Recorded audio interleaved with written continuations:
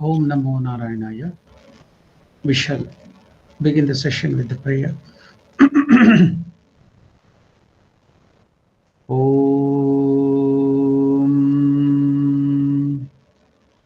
Sthapakaya cha dharmasya sarva dharmaswarupine avatara varishtaya Ramakrishnaya te namaha.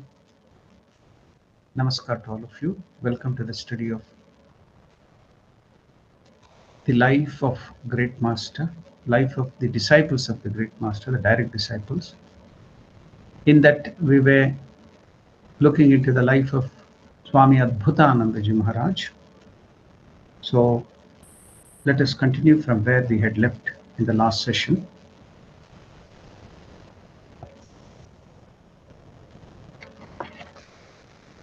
We had seen that Ramakrishna had predicted that in future gems of the Vedas and Vedanta will issue forth from the lips or the sacred mouth of Latu. Though he is illiterate, though he has not read even a single book. It was amazing how Latu Maharaj, without ever studying Vedanta philosophy, would answer abstruse questions about Vedanta because it was a matter of experience for him. One day, Shashadhara Ganguly, a teacher from Malda, asked him, can the Atman be an object of knowledge? Can it be objectified? Can God or Atman or Parabrahman be objectified? To which Latu Maharaj replied, an object is something that cannot be known without the help of something else. That is the subject. Without the subject, the object cannot be known. But what about the Atman then? It is self-revealing. We used to learn in our primary school days about the stars, the sun, and the planets. Planets, they shine out of the borrowed light of the sun. But the stars and sun are self-luminous. They produce their own light. Likewise, here Latu Maharaj is telling that Atman is self-revealing. It is pure consciousness. So it enlivens the ego, the mind, the body, and everything else. But on the contrary, the world which we see in the outside, external world, where we notice so many things, we objectify them. And not only the external world, but our internal world. What is that internal world? Our body, our mind, our ego, our bundle of character. All these are also Prakriti, Maya, or which is Mithya, unreal. It can get its existence only because of the Atman, the pure consciousness, and that is you and me, everyone of us. In reality, we are that Atma Swarupa, Parabrahma Swarupa. So all the other things, our ego, body, our mind, our bundle of characters, all the samskaras, the vasanas, everything are enlivened. They become sentient by the presence of Atman. The Atman doesn't move. It is akhanda. It is all sarvavyapi. It is everywhere.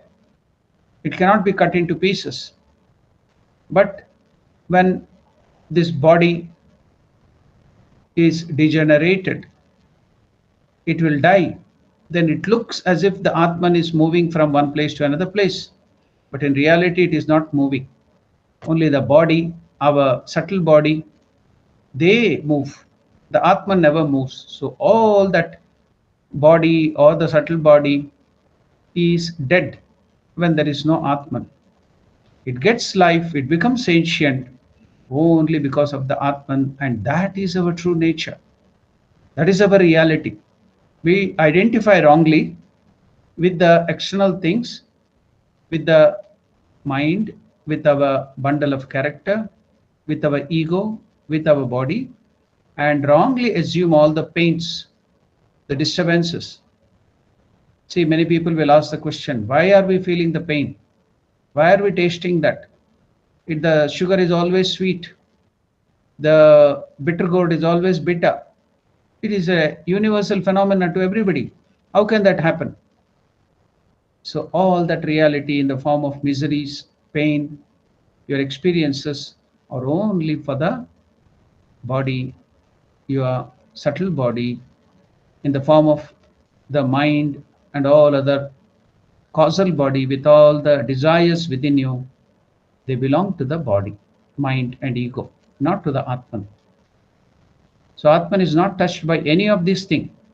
Since you identify yourself with this body, with the ego, with the bundle of characters, with the mind, so you suffer, you have misery, you have all the pain.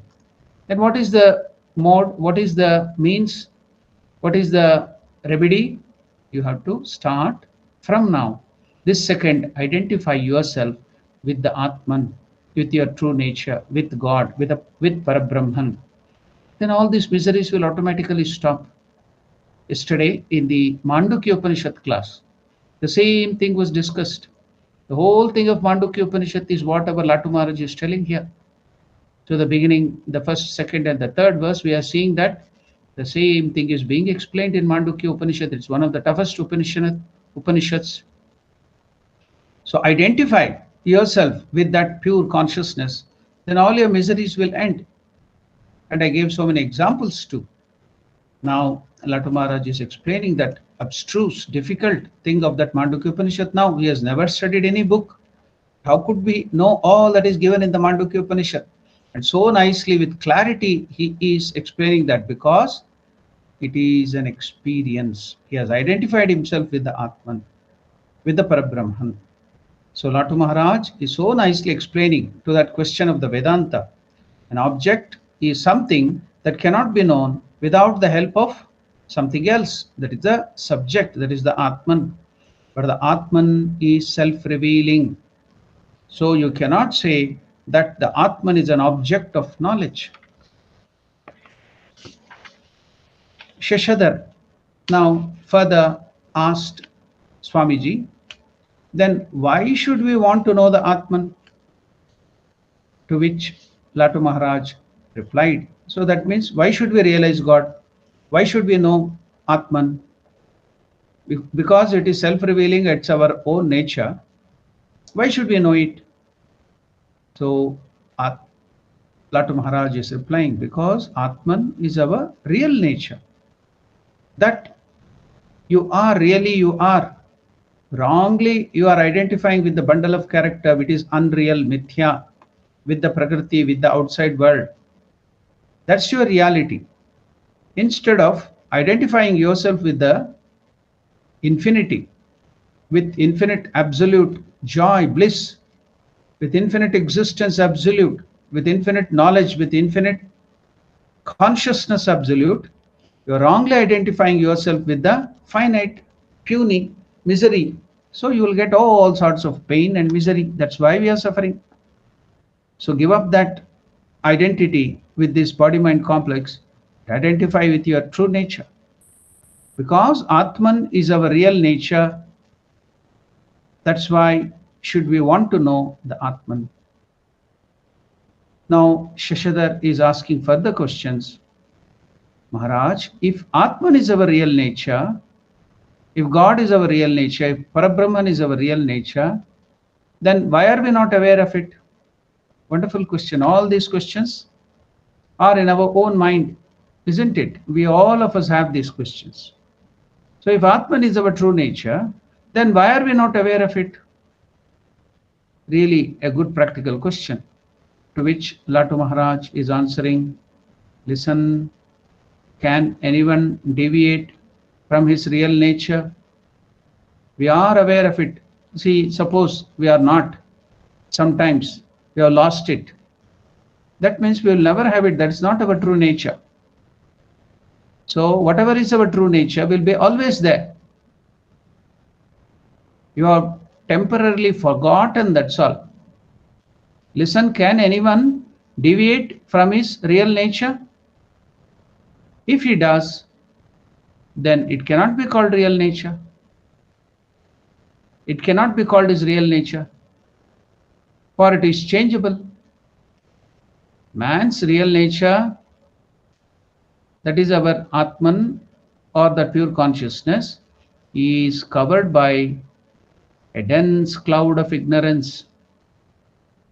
The best example given by Ramakrishna is, in olden days there would be this lantern, the lamps. There would be kerosene below in a container or some fuel. Then there would be a wick. Then it is burning. Above that, to protect it from the wind or any other thing, there would be a glass casing in that lantern. So now the soot covers up the inner surface of the glass lantern. Then the visibility of the lamp goes on decreasing as the thickness of the soot covering the lamp. So it is just like that. The lamp is still burning. Your awareness, your Atman is still there within you. So the soot collected on your mind, the impurity, the desires, is covering the ignorance, is covering the light, the Atman, your real nature. What is the remedy? What would we do if the light reduces because of the soot? We start cleaning the glass surface, inner surface. So if we wipe out the soot, then automatically the light is there already. So it manifests. Not that light has been bought newly, it is already there. So likewise, your real nature is already there. The Atman is there, but the ignorance is covering it, that's all. Remove that ignorance by doing the japa, by doing the karma yoga, helping other people. So that inner selfishness, the ego, will be cleansed. Then it shines forth. It is already there, it manifests, your real nature is there, it is not lost any time. Listen, Latu Maharaj is telling, can anyone deviate from his real nature? If he does, it cannot be called his real nature, for it is changeable. That's why it can't be called real nature. But then what is the problem? Man's real nature is covered by a dense cloud of ignorance, and consequently it appears to be something different. But that does not mean he has deviated from his real nature. Haven't you seen those polishing shops? Now see what simple examples are given so that we will understand it. Now Latu Maharaj is giving the simple example in the marketplace. Haven't you seen those polishing shops at Mechua Bazaar in Calcutta, where they have glass jars filled with colored liquids? The metal worker takes a tarnished brass pot and dips it into a jar of that chemical, and instantly all the tarnish on that brass pot goes away and the pot starts to glitter. Did it come newly, the glittering of that brass pot? No, it is there, the brass is glittering always, but the dirt, the impurity accumulated on that due to the chemical reaction is covering that glittering surface of the brass. Then what did that liquid or the chemical do? Did it bring out? No, it only cleansed the upper surface of the impurity, and that which was already there is seen now. That's all, is manifested. What a beautiful example. The metal worker has taken a tarnished brass pot and dips it into a jar of that chemical, and instantly all the tarnish goes away and the pot starts to glitter. Then he dips it into another jar and it turns a golden color. Similarly, Latu Maharaj is giving, so practically telling us, similarly, dip your mind Similarly, dip your mind in the jar of the Lord's name. See, japa. Dip your mind in the jar of Lord's name, doing japa can cleanse it quickly. The karma yoga, serving all the poor people, your parents, your husband, your wife, your children, seeing God in them, serving the poor people, seeing God in them. So that will remove all the blemishes, the impurity. So Latu Maharaj is telling, similarly, dip your mind in the jar of Lord's name and all the unclean stuff will be washed away. Then dip it in the jar of Lord's grace. You will see how beautifully your real nature will shine forth like gold. What a wonderful example given by Latu Maharaj, unlettered, not even studied a book, just the example he has seen in his life in the marketplace.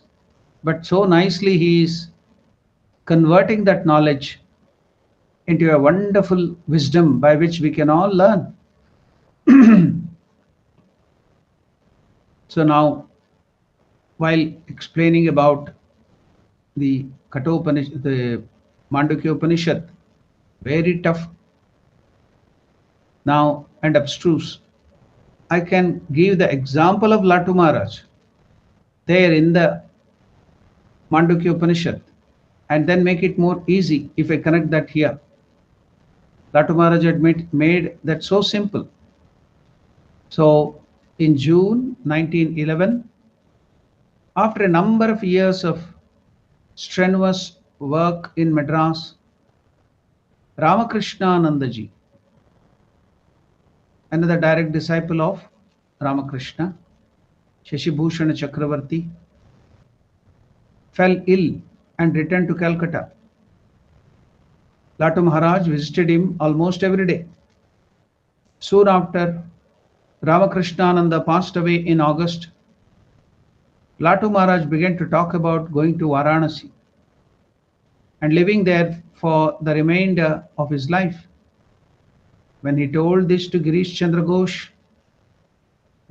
Ghosh protested. Oh Sadhu, he is addressing Latu Maharaj. Oh Sadhu, you are going to leave Calcutta, but who will let you go? We are all the devotees of Ramakrishna, will not let you go. Because of that loving force of Girish Chandra Ghosh, Latu Maharaj dropped the idea, but took up that idea of going to Varanasi again after Girish Chandra Ghosh's death in 1912. So in October 1912, Latu Maharaj left Balaram Babu's house for Varanasi, Kashi, the sacred land of Lord Shiva. Now everywhere in India, the controversy of, it's not controversy, Gnanavapi, the real Vishwanatha Linga, emblem of Lord Shiva, is found there in the masjid which was built over the temple, Kashi Vishwanatha temple, by Aurangzeb. So Hindus have awakened, they are reclaiming it back. So that Varanasi Purapatim Bhaja Vishwanatham, Lord Vishwanatha is always residing there. As I have told earlier, even during the Pralaya, Kashi or Varanasi will be there, it will not get destroyed. So always you could find, even now and earlier too, whoever might be ruling India or any other part, Kashi Raja would be always ruling and looking after Kashi. There would be a separate Raja. No other kingdom had the power of Kashi because Lord Shiva is the ruler there.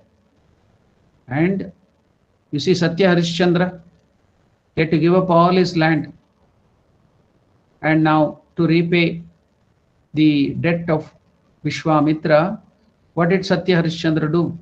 He went to Kashi because that land belonged to Shiva and Kashi Raja. So Satya Harishchandra went there and he sold himself, he did the work there, and whatever the rest of the debt of Vishwamitra was cleared there by the help of Lord Shiva's grace. So Kashi will always be and was always a separate land where Shiva is the ruler, and no ruler can rule over Kashi. So Latu Maharaj in October 1912 left Balaram Babu's house for Varanasi. He never returned to Calcutta after that. Once he went to Varanasi, he stayed there permanently for good and never came back to Calcutta or any other place. On the eve of his departure, just before getting into a carriage, he was supposed to go out of Balaram Babu's house. Now he is living in one of the rooms near the entrance of Balaram Babu's house. So before getting into the carriage, he looked intently at the room where he had stayed for so many years. See, when we live with some people, we get attached to them.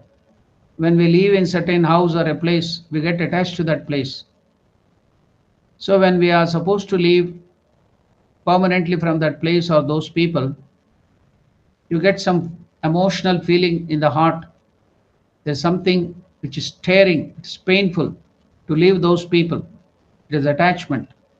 Now how Latu Maharaj cleared that out. Emotions, attachment come even to the great souls, but they have the wherewithal, the weapon by which they can clear it off. Now you can see how does he do. You can also get a cue, you can also get an idea how to cut off the bondages like Latu Maharaj did. On the eve of his departure, on the eve of his departure, just before getting into a carriage, Latu Maharaj looked intently at the room where he had stayed for so many years. Then he said, because of that pain or attachment which came out, then he said, Maya, Maya, Maya. All this is Maya. The effect of Maya. Attachment is the effect of Maya. With people or with place or the external things, gadgets or anything, Maya. So it will tempt you, it will bind you. Maya is binding you. It will make you forget your real nature. That is pure consciousness. In reality, you are that infinite knowledge, infinite strength. Everything is infinity there. Infinite bliss. Because of this Maya, you are bound down to things external and the people, and it will make you dependent. Your independence is lost. So Latu Maharaj saw that was Maya, Mithya, untrue. Then he said, Maya, Maya, Maya, and saluted Lord Ramakrishna. He saluted the Lord, and he left that place. At the Howrah station, railway station, he was met by a devotee who was extremely downcast at his departure. Now, because he is going away from his Guru in the form of Latu Maharaj is going away from that place. This devotee, because of that separation which would come now, he was very much downcast and depressed at the departure of Latu Maharaj. When he was so depressed and crying and sobbing in the railway station, while Latu Maharaj was leaving that place, now Latu Maharaj reassured him, look here, my boy. So now this is the way by which we can also overcome our attachment to things and place and people. Latu Maharaj is giving the solution. Look here, my boy. Don't feel sad at my leaving. Over there flows the Mother Ganga, who saves the soul of the fallen and the forlorn. Sit on her bank as often as possible. People say that the company of holy men purifies one. So also does the company of Mother Ganga purifies anybody. Meditate There, pray and count your beats. Count your beats means do your japam, take the name of the Lord. You will see your mind and body will become purified. So what a remedy to get rid of that attachment and also purify your mind. People say that the company of holy man purifies, sadhu sangha purifies one. So also does the company of Mother Ganga. If you stay on the bank of Ganga, look at the Mother Ganga, and sitting on that, if you meditate, if you do the japa, then that will also remove all your impurity. As I told you, Ramakrishna used to tell 7 kilometers on either side of Ganga, where the air carries the humidity, water of Ganga in it, and if you inhale that pure air, you will become purified. That's what Ramakrishna used to tell on the either side of Ganga, 7 kilometers that way, 7 kilometers this way, where the air carries the water of Ganga in the form of humidity. Even if you inhale that, if you are in that perimeter, then you are purified. That is the effect of Ganga, purification quality of Ganga. Pray and count your beats. You will see your mind will become purified. Whenever restlessness strikes you, go there and sit quietly on the bank of Ganga, and you will find that your mind will calm down. As you watch the waves of Ganga, the waves of your mind will be calmed. What a wonderful analogy. As you watch the waves of Ganga, river Ganga, then the waves in your mind will be calmed down. So Latu Maharaj has reached Varanasi, Lord Shiva's presence, Vishwanatha always present there. Latu Maharaj spent the last 8 years of his life in this holy city of Varanasi. He first stayed at Ramakrishna Advaita Ashrama and later at different locations. If you go there, Advaita Ashrama, even now, there are two parts. Earlier it was one, it is separated now for different purposes. There is the service home where there is the hospital and the old age home and other things there, where all the seva karya, the mission activities done. Then where another Ramakrishna Advaita Ashrama, where the puja of Ramakrishna, lectures, library, so spiritual activities are done. So it's a separate thing there. The Swamiji was in South Africa, Swami Swatmaramananda Maharaj. He is now the present head of that Varanasi Ramakrishna Advaita Ashrama. So there, if you go there, even now, there is the temple of Ramakrishna, image of Ramakrishna. Then there is the library, the office. You go there above, you can get a room. That is named as Latu Maharaj room, where Latu Maharaj stayed in that very room for 8 years. And it is sadhana. Anybody in the ashrama working hours can go there, sit there and meditate, can feel the presence of Latu Maharaj there. Even now it is maintained as it is. So Latu Maharaj first stayed at Ramakrishna Advaita Ashrama and later at different locations, as was characteristic of him. He was so often absorbed in meditation that he rarely had a fixed time for meals. Bihari Lal Sarkar, a district court judge of Calcutta and a staunch devotee of Latu Maharaj, visited him frequently. Now this Bihari Lal wrote, there was such irregularity in his daily life that one could not say whether he was living in a city or in a forest. How? So Bihari Lal is writing, today he might take his meal at 10 p.m., tomorrow at 12 midnight, and the next day at 3 a.m. His routine was very uncertain. His attendant had to be always alert for the moment when Latu Maharaj would get up from meditation and asked for a meal to be prepared, perhaps at 1 a.m., all of a sudden he would start to scold no one in particular for no reason.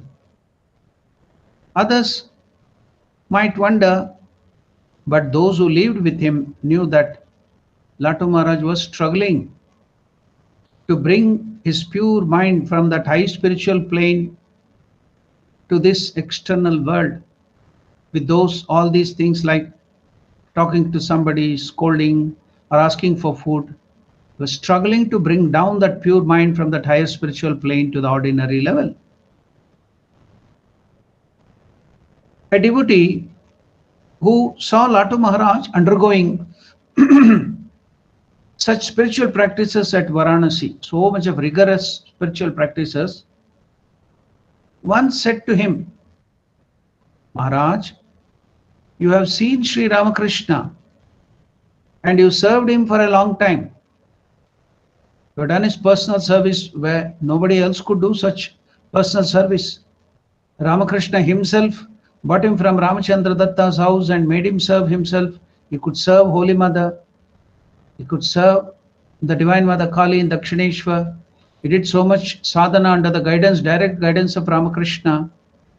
So much of special grace from God. Now, that devotee is mentioning that a devotee who saw Latu Maharaj undergoing such rigorous spiritual practices at Varanasi, that too in his old age. So that devotee said to Latu Maharaj, Maharaj, you have seen Ramakrishna and you served him for such a long time. You have practiced so much of austerity on the bank of Ganga in Calcutta. Why are you still practicing such rigorous austerities even now in your old age? Yes, wonderful question. I think all of us would have this thought in our mind. Now it is a great lesson for us. What Latu Maharaj tells us will be a great lesson to all of us. How? Let us see.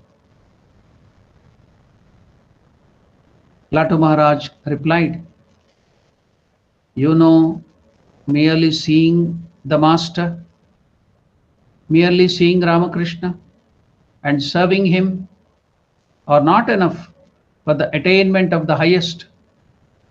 What is this highest?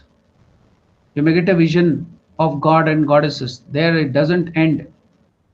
Our spiritual journey ends when you completely identify, when you realize that you are one with Brahman, Brahma Gnana, Atma Gnana. You are not separate from the Parabrahman. You become one with the Parabrahman. You become one with God. So that is the highest attainment, Brahma Gnana. So you might have some visions of gods and goddesses. You might have had some visions of light or so many other things. You might have seen the Master. You might have served him, touched him. You know, merely seeing the Master and serving him are not enough for the attainment of the highest. It is not that easy. Both self-effort and divine grace are necessary to realize God. So you have to put in intense self-effort. But you will not get that Brahmagnana or Atmagnana or realization of God by your self-effort.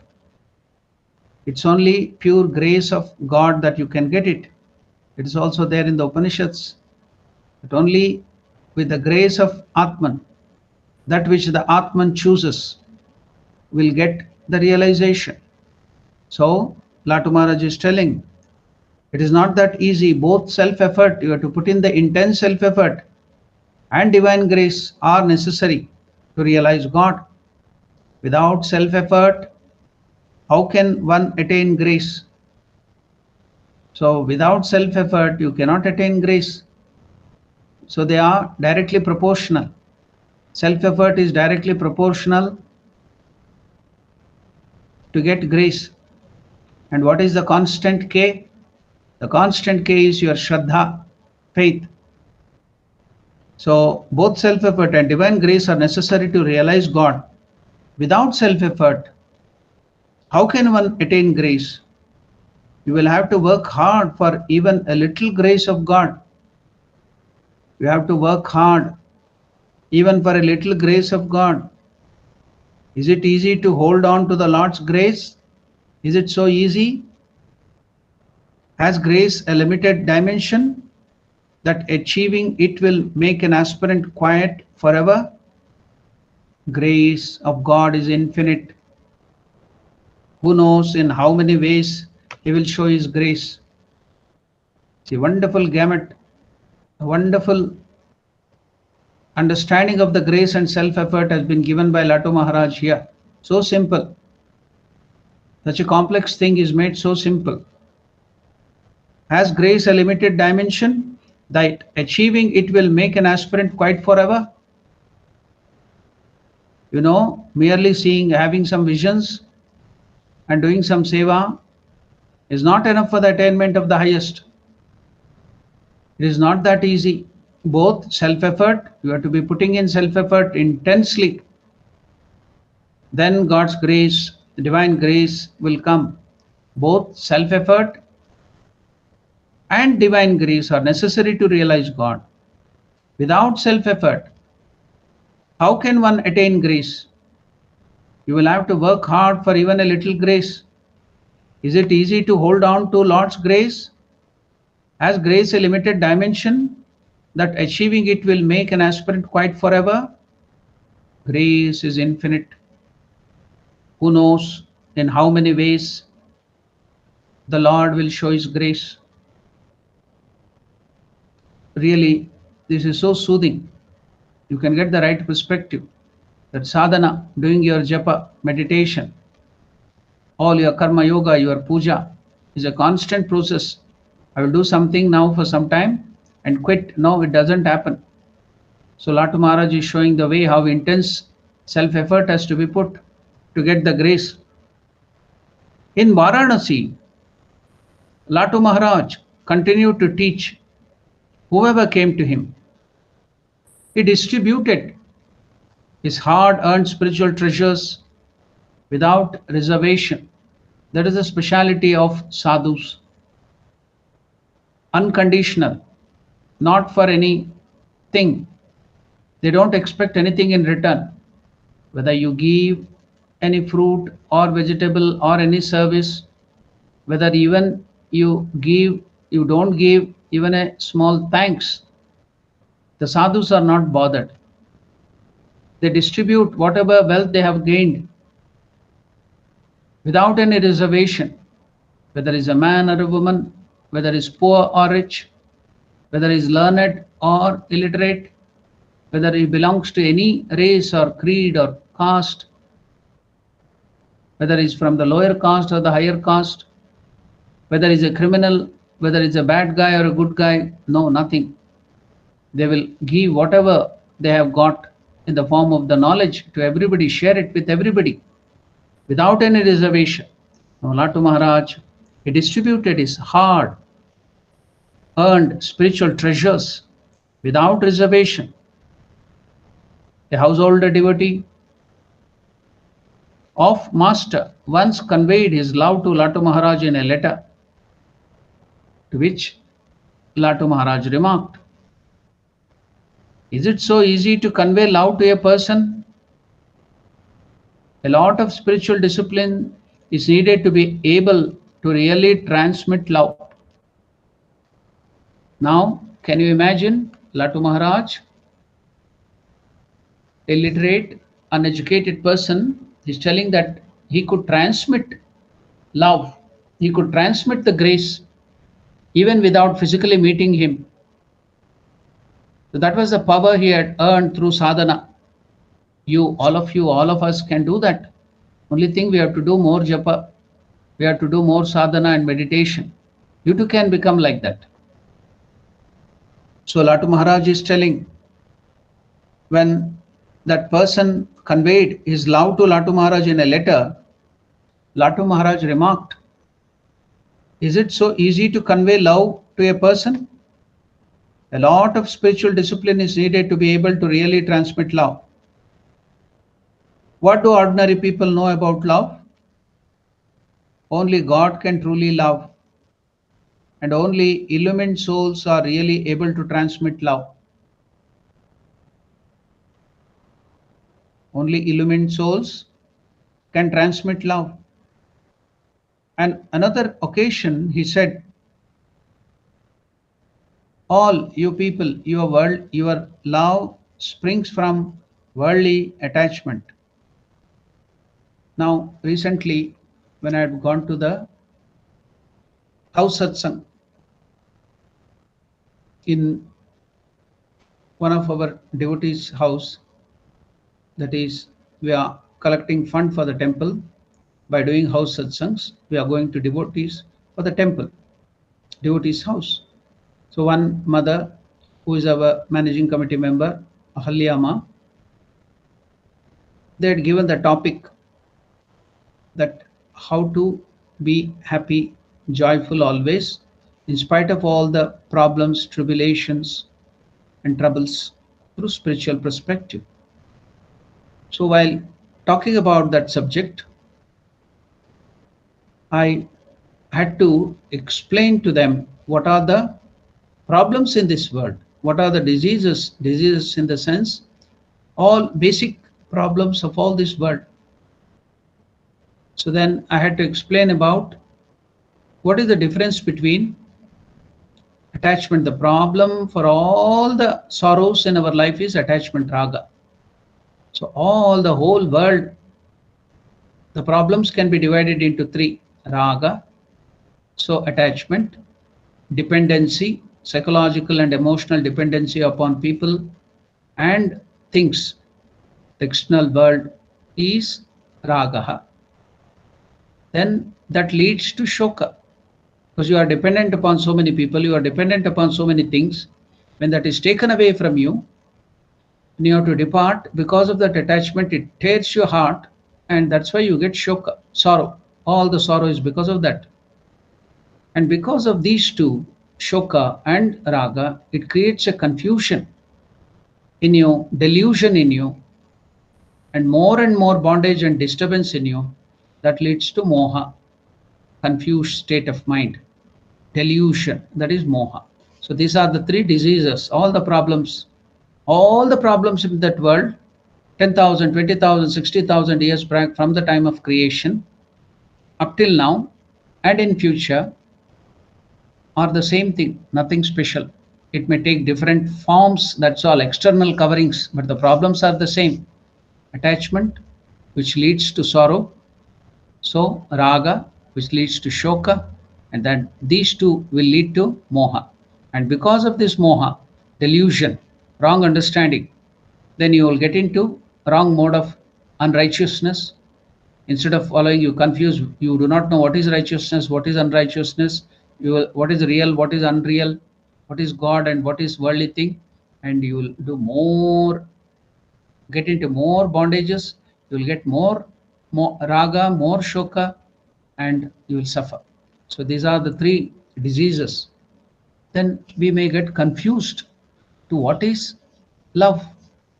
We wrongly think our worldly attachment as love. So what is raga? Attachment to things and this and people. You think that that is love. No, that is not love. Whole of Bhagavad Gita, whole of Upanishad, our scriptures are against this attachment which is creating problem. But whole of our scriptures, they praise love. Then what is the difference between this raga and love? We wrongly think that this raga attachment is love. Then what is the difference? So raga is always selfish. Love is always selfless. Then raga, that is attachment, is only concerned about your own happiness. What about the other relationship in the form of human beings, father, mother, wife, husband, children? Yeah, you think that is love, but that is attachment, ragaha. The moment they are useless, you just dump them, your relationship, your father and mother, your children, your wife and husband, there is of no use. You dump them like hot potato. That's all, there is the matter. So your happiness is the only importance. You are not bothered about the happiness of the other person. So love is based on sacrifice. It is not concerned with your own happiness. But you find happiness in the joy of others. So that is love.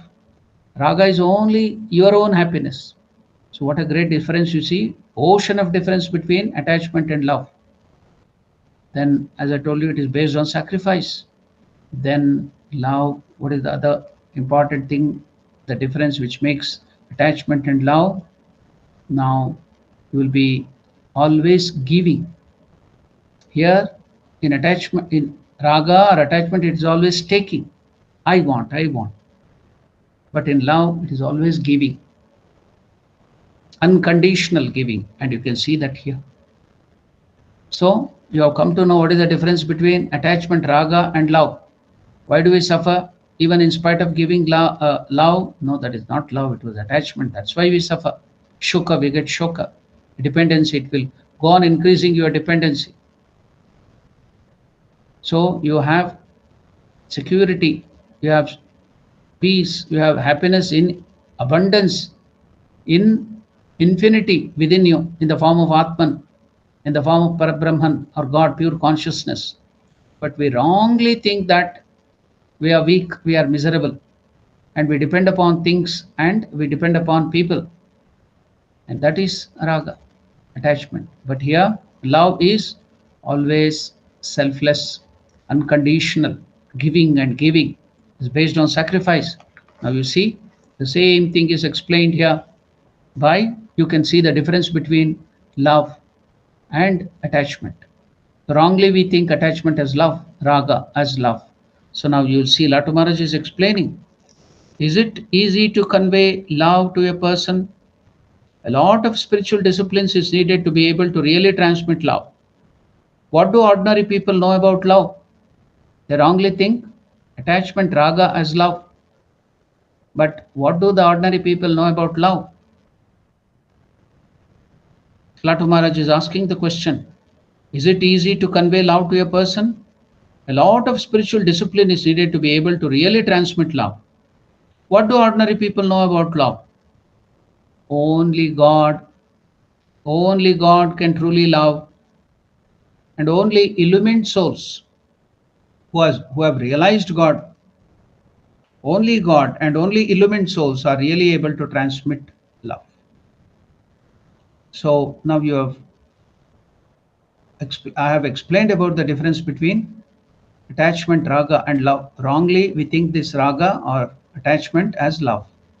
So what is pure love? It is unselfishness, selflessness. What is the other difference?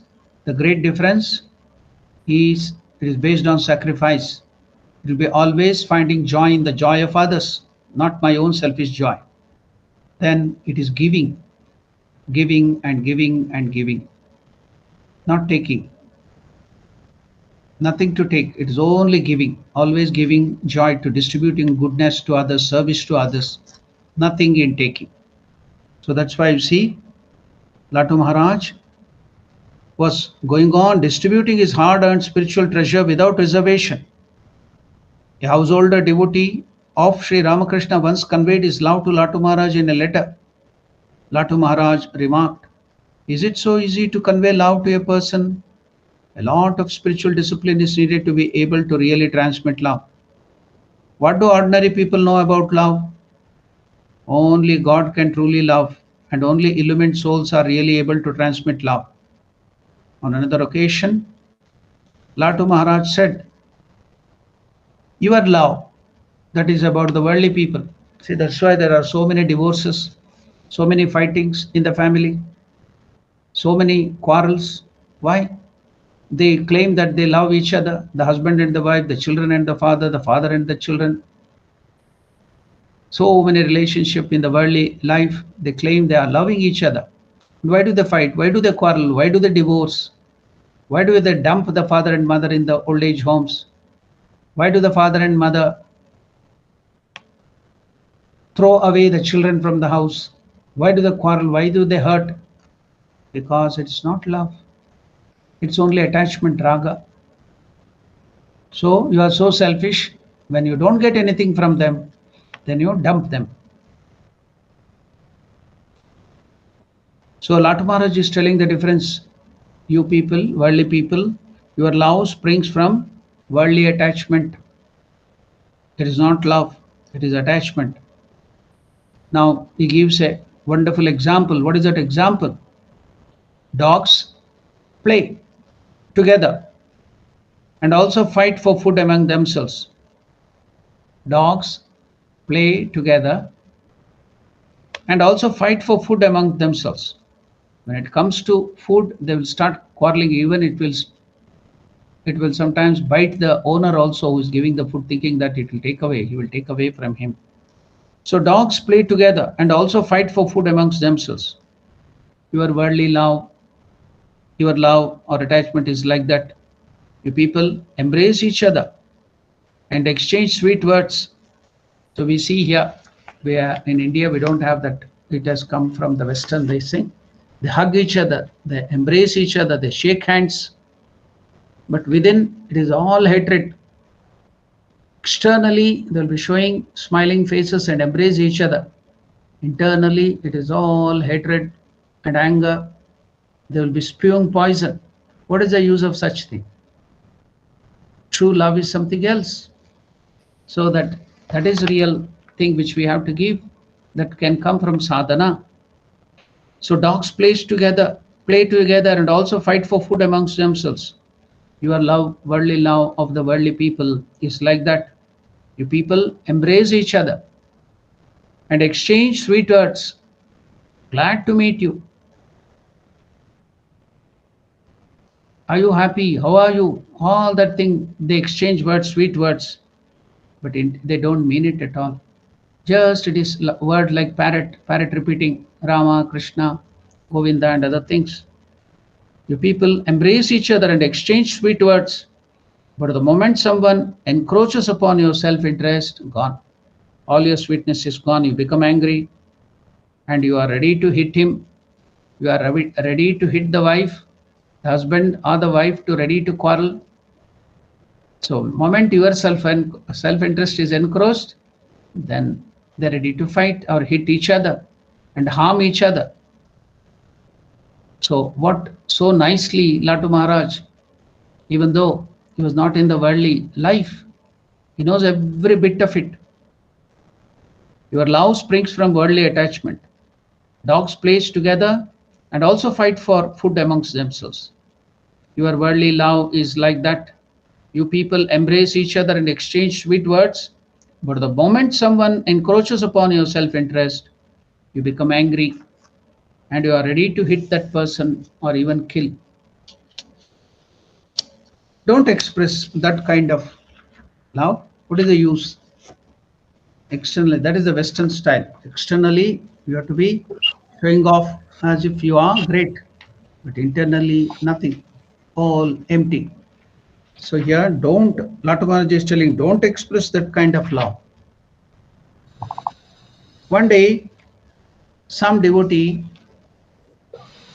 were talking about worship, puja. Latu Maharaj told them, do you know what worship is? Everything belongs to the Lord. So now, Latu Maharaj threw light upon the worldly relationship and what is the difference between love and attachment.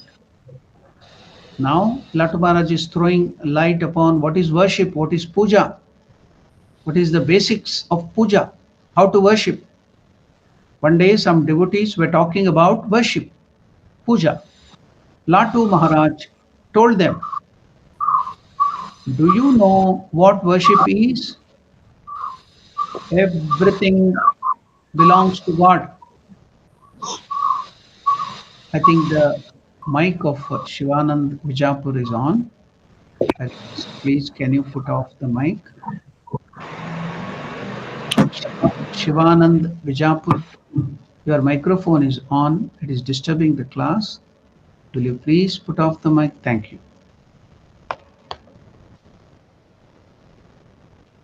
Do you know what worship is? Latu Maharaj is explaining, everything belongs to the Lord. So what is there to offer to him? What can you offer to him? Is there anything? You offer water, you offer milk, you offer sweets, you offer tulsi, you offer bilva, you offer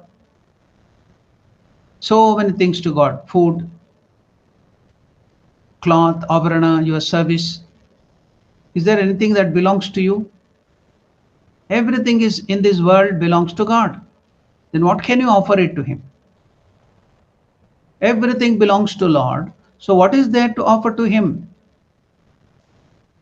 Latu Maharaj is telling, but Master Sri Ramakrishna used to tell us, once a rich man went to visit his orchard. He saw the gardener busy with their work. The caretaker approached him and presented him with a ripe papaya, saying, "Sir, I picked this ripe fruit for you yesterday. Please accept it."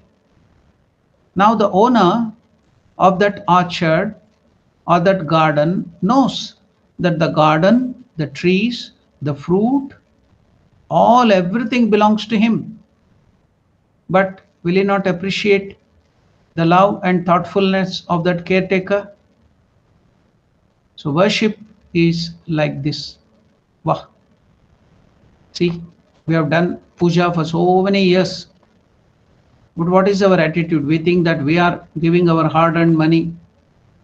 We are offering all the flowers with our hard-earned money. Where did you get the strength to offer, do that hard work? The Lord has given. Without the Lord's strength, how can you work? Everything, your strength, your thought, your mind, all the things of the world, the water, the milk, the sweet, everything belongs to God. What can you give to God? But Latu Maharaj is telling through the example of Ramakrishna. So Ramakrishna used to tell us, once a rich man went to visit his orchard. He saw the gardeners busy with their work. The caretaker, the manager or the supervisor approached him and presented him with a ripe papaya. Pepe or popo, here it's called. Papaya, saying, "Sir, I picked this ripe fruit for you yesterday. Please accept it." Now the owner knows that the garden, the trees, the fruits all belong to him. But won't he appreciate the love and thoughtfulness of the caretaker? So worship or puja is like that. So what can you give to the Lord?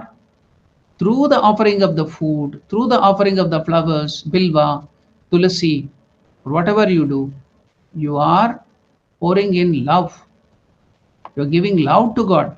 That only is yours. Tears, tears of joy is yours.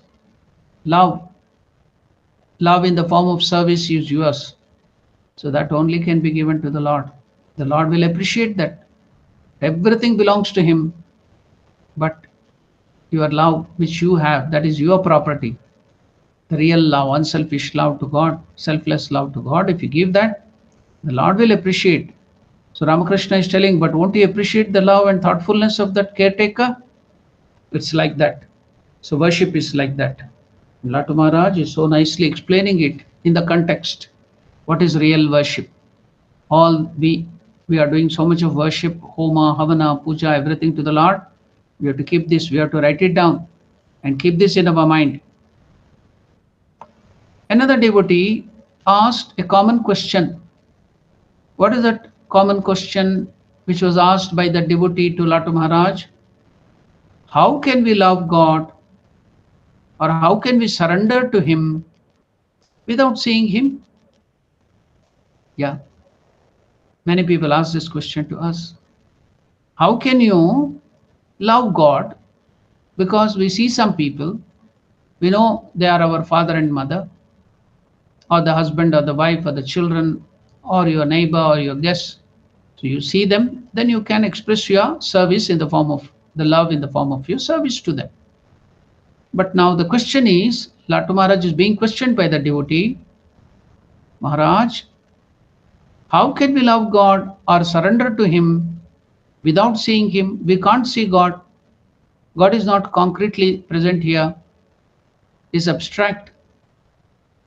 So without seeing Him, without experiencing Him, how can we love Him? How can we surrender to a person whom we cannot see? Now, this is one of the, I think, wonderful, most wonderful answer which I have heard. I've never heard such an answer by anybody. Latu Maharaj gives a wonderful answer here. We can remember that for our life. What is that wonderful answer? Yeah, hear it. Please be careful. There is one of the best answers for the question. Now Latu Maharaj is telling, don't you send your application for a job to the manager of a company? Have you seen the manager? Have you gone at least into the company? So somebody has advertised that there is job. Now you are in search of the job. You want to earn money. You want to take care of your children, your wife, your husband, the family, father and mother. So you want a job. You want to earn money. What will you do? You are searching for any advertisement for job. Then when somebody has put on the advertisement, you'll write an application to the manager of that company.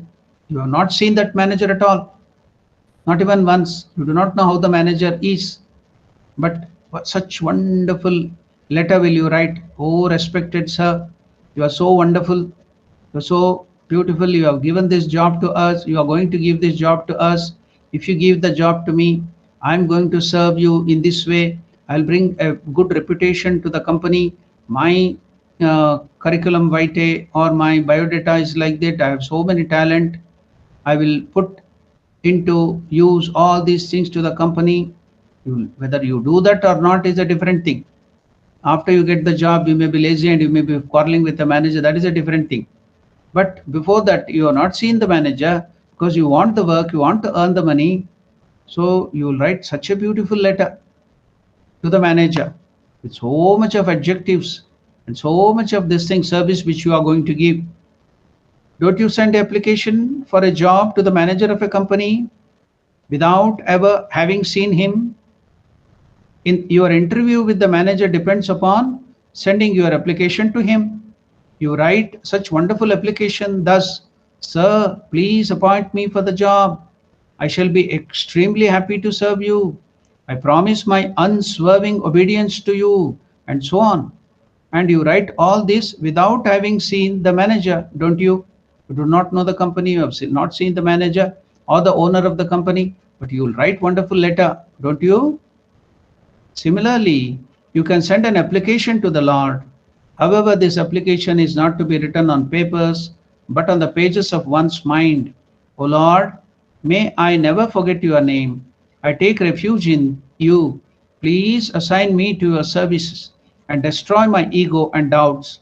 You are my master. You are my guru. You are my father, mother, and everything and all in all. I am your child. Make me your instrument.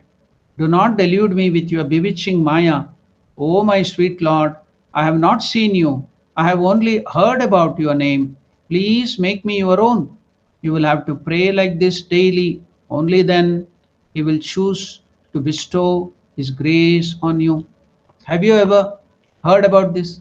Is it not so pleasing, soothing, exhilarating? Has anybody given such an answer? Not at all. Can you imagine an unlettered, uneducated person can give such wonderful remedy? Could anybody answer like this? Wow, it's so beautiful. You have to read this again and again and again and keep it in your mind. All the things are like that, not one thing. So many beautiful things. Not one can be given up as ordinary. Everything is something special, unique. But to remember all the things, this wonderful teaching of Latu Maharaj, so simple, but it touches your heart. Don't you send your application for a job? What was the question of the devotee? How can we love God, or how can we surrender to Him? How can we serve Him without seeing Him, without seeing Lord? Latu Maharaj answered, don't you send your application for a job to the manager of the company without ever having seen him? Your interview with the manager depends upon sending your application to him. You write the application thus, sir, please appoint me for the job. I shall be extremely happy to serve you. I promise my unswerving obedience to you, and so on and so forth. And you write all this without having even seen the manager even once. Don't you? Similarly, You can send an application to the Lord. You might have not seen him, you do not know him, you have not realized him. You can send an application to the Lord. However, this application is not to be written on the paper. You can write it Likita Japa, like the Likita Japa. You can write whatever you want and keep it, place it in front of the Lord. Lord understands, is your indweller, he can understand. So Lata Maharaj is telling, similarly, you can send an application to the Lord. However, this application is not to be written on paper, but on the pages of one's mind. O Lord, may I never forget your name. I take refuge in you. Please assign me to your service and destroy my ego and doubts. You are my master. You are my guru. You are my father. You are my mother. And everything, sister, children, everything. You are all my all in all. I am your child. Make me your instrument. Do not delude me with your bewitching Maya. Once my sweet Lord, oh my sweet Lord, I have not seen you. I have only heard your name. Please make me your own. You will have to pray like this daily. Keep this right down in the page and start doing from today itself. Pray like this every day. What a wonderful prayer has been given. Please keep this. Write down in our satsangs, in our every satsang or any this thing, we have to read this prayer. Read the whole thing. See, that is the prayer coming out of the heart. Please make me your own. You will have to pray like this daily. Only then will he choose. Only then the Lord will choose to bestow his grace on you. The words of the great saints will never be false. Only then, if you pray like this, the Lord will choose to bestow his grace on you. Towards the end of Latu Maharaj's life, a devotee asked him, Swamiji, Maharaj, do you feel now that the world is a burden? You have realized God. You have led all this. You have seen everything, this Maya, the world of Maya. Now in this faggot of your life, in this old age, Latu Maharaj, do you feel now that the world is a burden? To which Latu Maharaj answered, look, when you dive deep into the Ganga, when you dive deep into the river Ganga, though there are thousands of pounds of water above you, you don't feel that weight. Do you feel? When you dive deep into the river Ganga, waters of Ganga, there is thousands of gallons, thousands and thousands kgs of weight and pressure on you. Do you feel that? Look, when you dive deep into Ganga, though there are thousands of pounds of water above you, you don't feel the weight. Similarly, if you plunge into God, if you are immersed in God, if you plunge into God's creation, yet still hold on to Him, you will not feel its burden. If you are holding on to God and living in this world will never become a burden. It will become a mart of joy. This world itself, though it is so painful without God, but if you hold on to God in this world, will become a mart of joy. You can create heaven around you. This world will become heaven to you. So what a beautiful answer. Everything is beautiful. Everything is wonderful. Towards the end of Latu Maharaj's life, a devotee asked him, do you feel now that the world is a burden to you? Mithya, untrue, painful. Latu Maharaj answered, look, when you dive deep into Ganga, river Ganga, though there are thousands of pounds of water above you, you don't feel the weight. Do you feel it? If you enter into the swimming pool, you can see thousands of gallons of water will be there above you. Do you feel the weight? Similarly, if you plunge into God's creation, yet still hold on to God, hold on to Him, you will not feel the burden at all of the world. This world will not become a burden. Rather, this world, which is full of so much of suffering, will become a mart of joy. You will enjoy every bit of it. Then the world becomes a place of merriment. So, during his last days, Latu Maharaj seemed to be gradually withdrawing from the world. He wanted to speak with people less and less. And when he spoke, it was generally of higher things about God and nothing else. His body, which had once been remarkably strong. Earlier he was from the village, he was a cowherd boy, and his body was very, very strong. He could do hard work, he could do hard sadhanas because of that strong body. But now his body, which had once been remarkably strong, had been gradually weakened by age, and also because he had done so much of tapasya, hard austerities, not giving food to the body on proper time, nutrition, only meditation and sadhana, thinking of God. Since he had neglected the body, focusing only on God, so his body, which had once been remarkably strong, had been gradually weakened by age and by the effects of years of intense spiritual disciplines and his indifference towards the physical world. During the last few years, he suffered from diabetes and minor physical ailments. Sometimes, in the last year of his life, he developed a blister on his leg.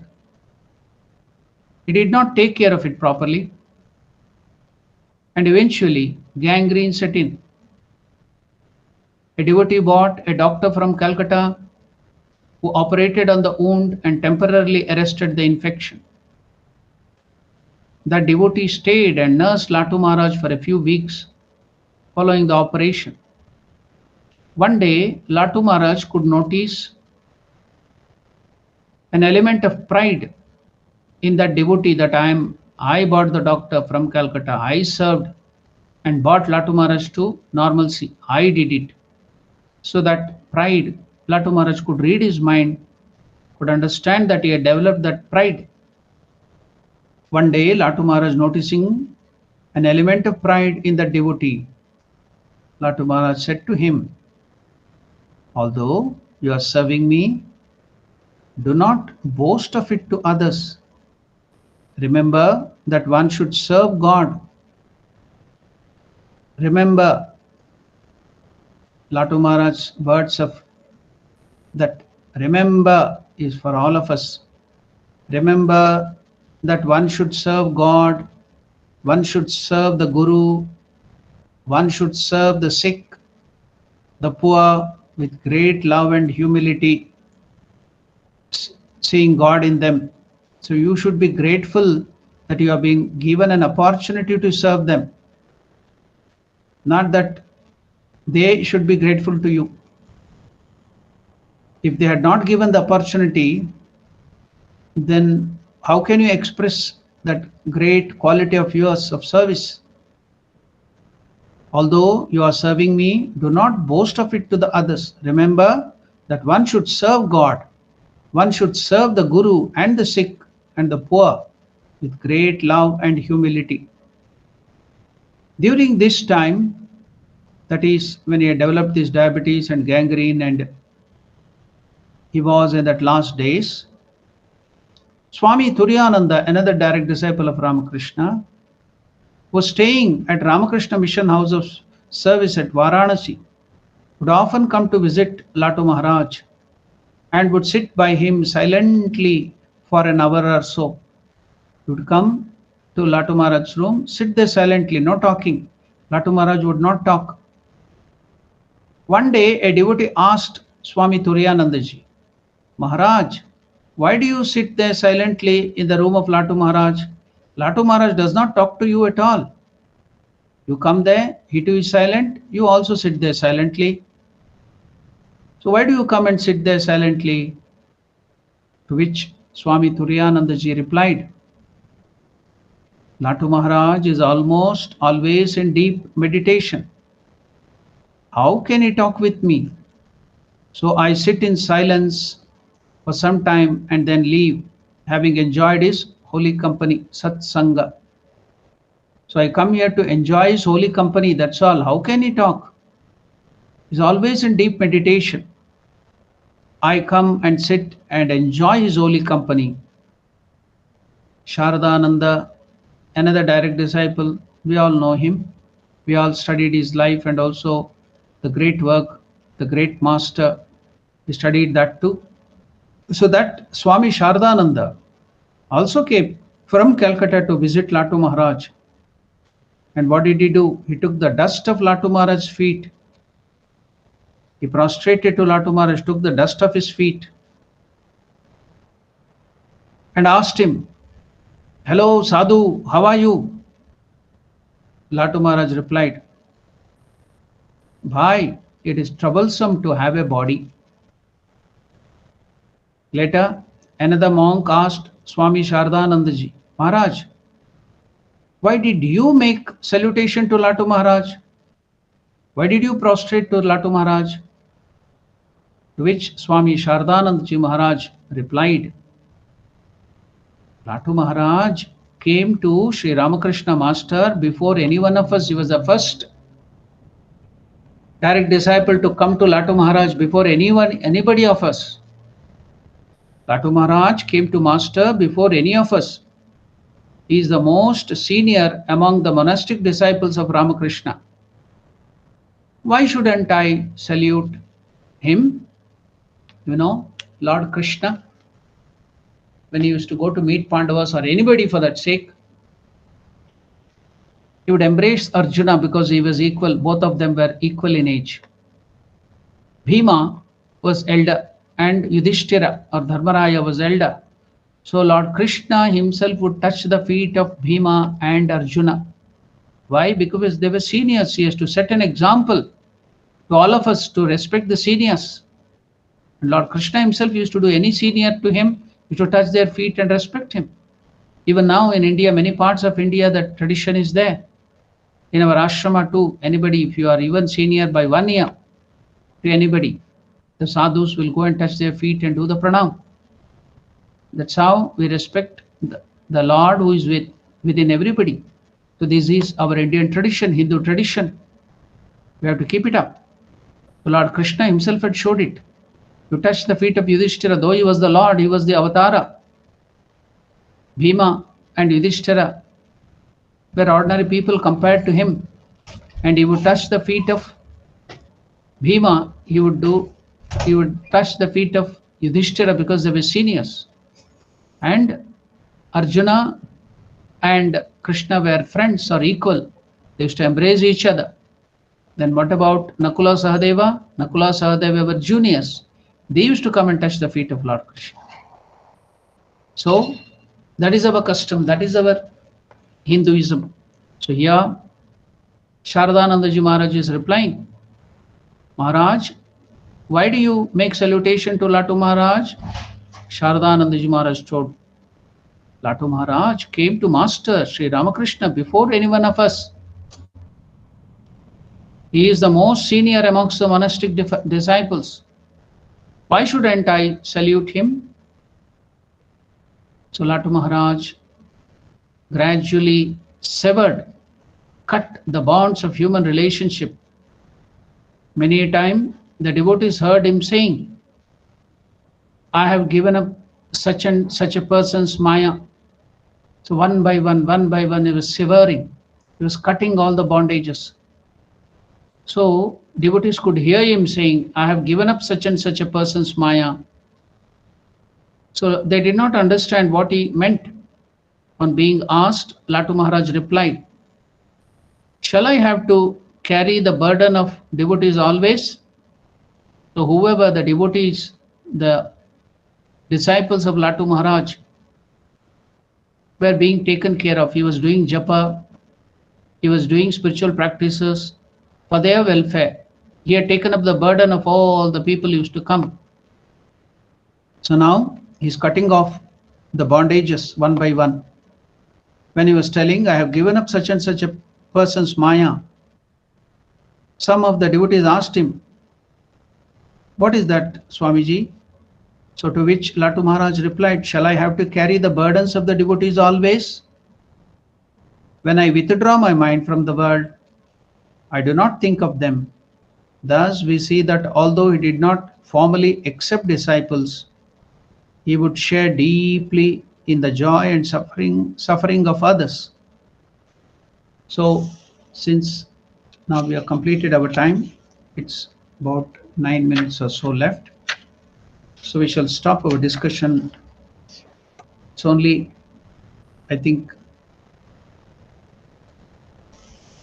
only one page. Better I complete it today and take up a new life of the direct disciple tomorrow. So let me complete it.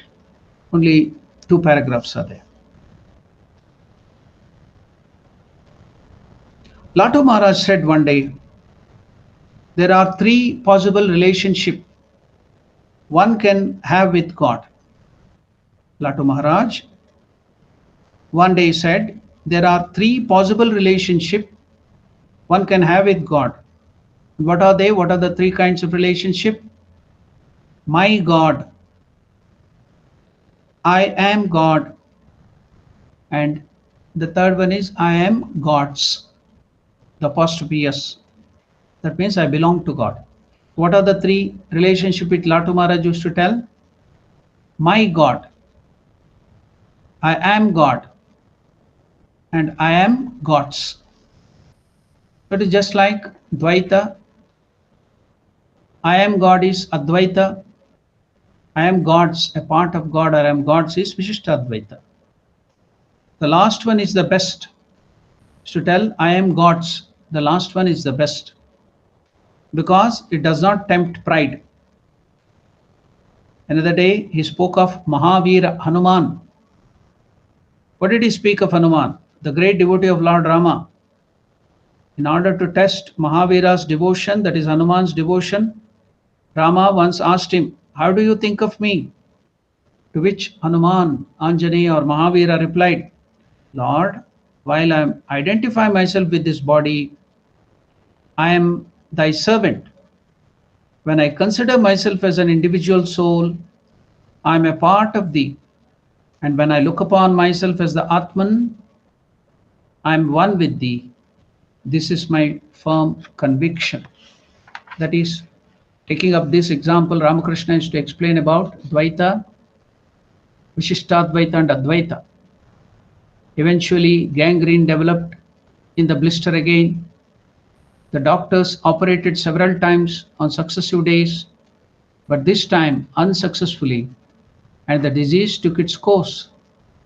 Latu Maharaj gave up his body in the holy city of Varanasi at 12:10 p.m. on Saturday, 24th April 1920.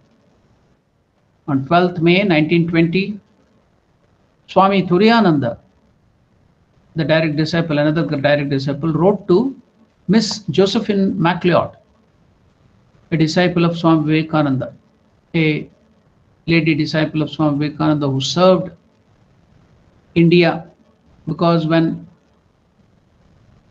Josephine MacLeod asked Swami Vivekananda, how shall I serve you? To which Swami Vivekananda replied, if you want to serve me, love India. What was the reply of Swami Vivekananda? You want to serve me? Then how can you serve me? Love India. She took that literally. And she was the one who introduced the high, rich, milk-giving Jersey cows to India, because the children suffered from nutrition. She brought in the honeycombing, so much of science and technology to India. She was working and helping India all through her life. She dedicated her life to the service of India. Why? Because her Guru, Swami Vivekananda, when she asked, how can I serve you, Swamiji? Swamiji told her, Josephine MacLeod, loved India. And until her last breath, she lived up to very old age. She served India. So that Josephine MacLeod, so she was called Tantine, lovingly called Tantine. So Latu Maharaj is writing a letter to Josephine MacLeod. On 12th May 1920, Turiyananda wrote to Miss Josephine MacLeod, an American devotee of Swami Vivekananda, I am extremely sorry to let you know that Swami Adbhutananda, Latu Maharaj, is now no more. He breathed his last on the 24th of April. His passing away was indeed wonderful. He entered a meditative state from the first moment he fell ill, and he remained absorbed in that state until he gave up the body. He had developed a small blister on his right ankle and developed into gangrene. All the best local medical help was requisitioned, but to no avail, and in 10 days he expired. He showed no signs of pain during the illness. But the wonder of all wonders was that after his death, when his body was placed on a sitting position to confirm with some of the funeral rites, we found him looking so beautiful, so serene, so full of peace and bliss. His face beamed with light and an intelligence unspeakable, as if he were taking leave from his friends for the last time with an exhortation of affectionate benediction. Really, it was a sight for gods to see. We chanted the name of Lord for 3 hours and then took his body decorated with flower, garlands, sandal paste, etc. in procession to the Ganga in Varanasi, Ganga side, and carried it to Manikarnika, the Manikarnika Ghat, by boat to be immersed in the holy water of Mother Ganga after due performance of the last rites necessary for the occasion of Jala Samadhi. So immersing the body of sadhus in Ganga is the tradition. Nowadays it is not allowed by the government.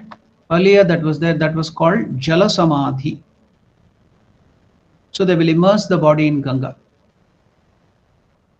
Latu Maharaj entered into eternal peace, and another son of Sri Ramakrishna joins him, making us feel poorer for this irreparable loss.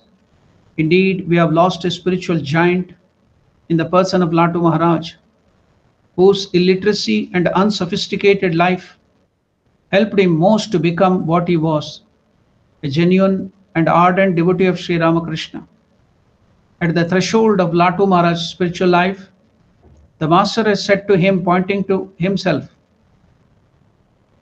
Ramakrishna, pointing to himself, had told Latu Maharaj.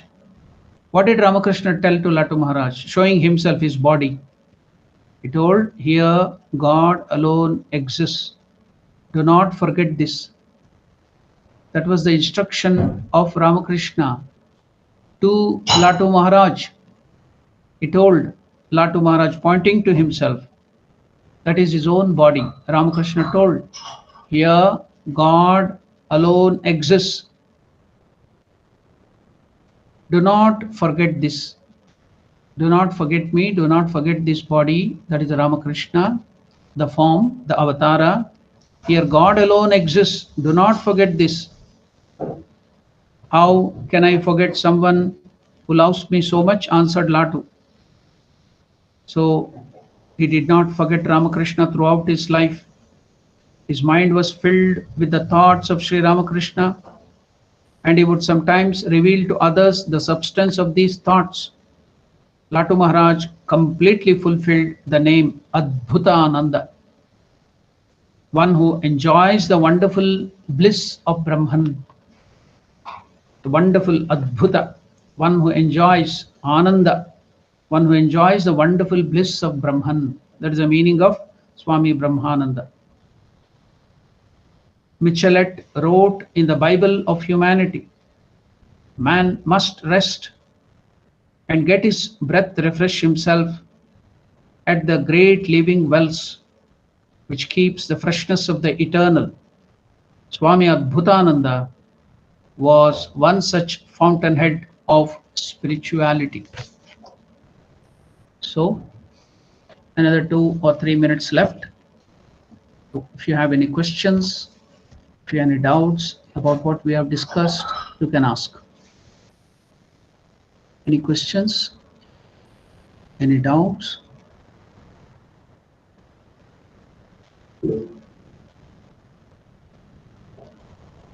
Okay, if you don't have any questions and doubts, we can conclude today's session in the life of Latu Maharaj. And we'll take up another life of great disciple, the direct disciple of Ramakrishna, from the next session, that is tomorrow. Om Swamiji. Om Kolanchatti, please tell. Thanks so much, Swamiji. The story was the life of Sri Latu Maharaj was so enlightening. We can all relate to the difficulties that he's had as well, and the joy that he's experienced, which you so well put across to us, is most appreciated. It's so simple that such lofty thoughts were explained so simply from, as you say, an unlettered person. That is something so inspiring. I thank you, Swami. Thank you so much. There is one question on the live chat of the YouTube. Dr. Sarojini Raju. Jai Ma Pranam Swamiji. The cutting of Maya is possible only to the realized soul. Only. So the cutting of Maya, can it be done only by the realized soul? Can it be done by others? Yeah, we can also become, every one of us can realize God. As we think, as we increase our devotion to God, the bonds of Maya is being cut by the Lord Himself. So even ordinary people like us, by taking the name of the Lord, by increasing our devotion to the Lord, the bonds of Maya will be cut. So whatever the saints and the realized soul could do, we can also do it. So if we can't do it, that means that is untrue. The realization of the great people, saints, are also untrue. If that can be done by the great souls, they are doing it for us, showing the path that you can also cut the bondages. So we can also do it. Then there is one Videshini Ma. She is asking the question. Videshini Singh. What a phenomenal disciple, greatest lesson was his lack of secular knowledge that we foolishly worship, but the highest spiritual intellect which is so needed. Yes. Thank you for that comment. Videshini Singh. So I think there are no more questions or doubts, so we shall conclude with the prayer. Om Priyatam Pundarikakshaha Sarvayagneshwaro Harihi Tasmin Tushte Jagat Tushtam Prinite Prinitam Jagat Harihi Om Tat Sat. Sri Ramakrishna Arpanamastu. Thank you. Namaste. Om Namo Narayanaya.